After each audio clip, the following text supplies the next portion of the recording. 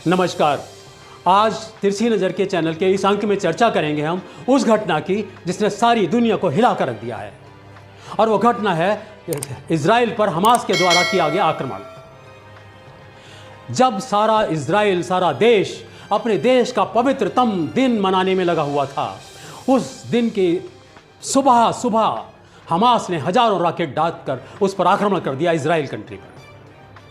उनके बीच में जो कुछ भी युद्ध की नीतियाँ चल रही हैं वो तो अलग बात है, लेकिन तिरछी नज़र से जो हमने आकलन किया है वो एक अलग तरीके की बात है।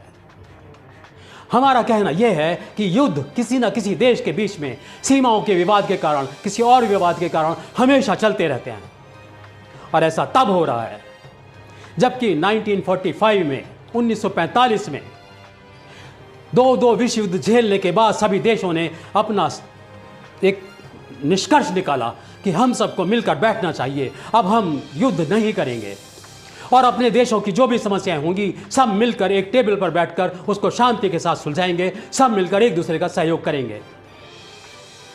लेकिन 1945 से लेकर आज तक लगातार दुनिया युद्ध में उलझी रहती है, कोई समस्या का समाधान नहीं निकल पाता है, और युद्ध के बाद भी नहीं निकल पाता है। युद्ध से पहले तो समस्याएं खड़ी हो ही जाती हैं, लेकिन आज तक कोई भी ऐसा नहीं हुआ कि कोई समाधान समस्याओं का निकल पाया हो। इतने जागृत देशों के बाद सारे लोकतांत्रिक देश उसमें सम्मिलित हैं। आज 194 संख्या पहुंच चुकी है उन देशों की। शांति के लिए जुड़ना तो सब चाहते हैं, लेकिन शांति का प्रयास कोई नहीं कर रहा। और ऐसा क्यों होता है?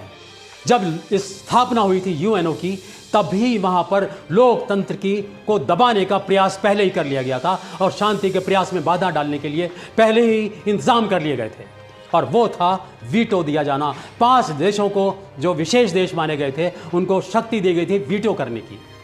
और जब भी ऐसा कोई प्रयास आता है सारे देशों के द्वारा मिलकर, ये बोला जाता है कि इस समस्या का समाधान ये होना चाहिए, लेकिन एक विशेष देश को अगर वो पसंद ना आए, अपने मित्र देश के हितों को देखते हुए, तो वो वीटो लगा देता है, और वीटो लगाने से ही वो सारी समस्या वहीं की वहीं खड़ी रह जाती है और वो समस्या का समाधान नहीं हो पाता।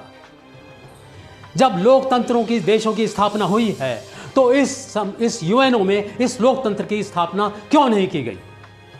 होना तो यही चाहिए था कि जब सारे देश वोट जिधर देंगे वो समस्या का समाधान माना जाना चाहिए, और उन देशों को मानना चाहिए जिन देशों के बीच में वो समस्या हो रही है, लेकिन ऐसा नहीं हुआ।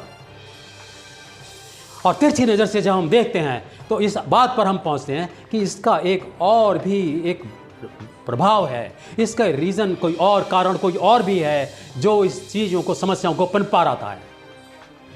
देखिए कि सारे देश लोकतंत्र हैं जो भी यूएनओ में शामिल हैं, और लोकतंत्र में जो चुनकर आए हुए नेता होते हैं वो कोई अपने क्षेत्रों के विशेषज्ञ नहीं होते।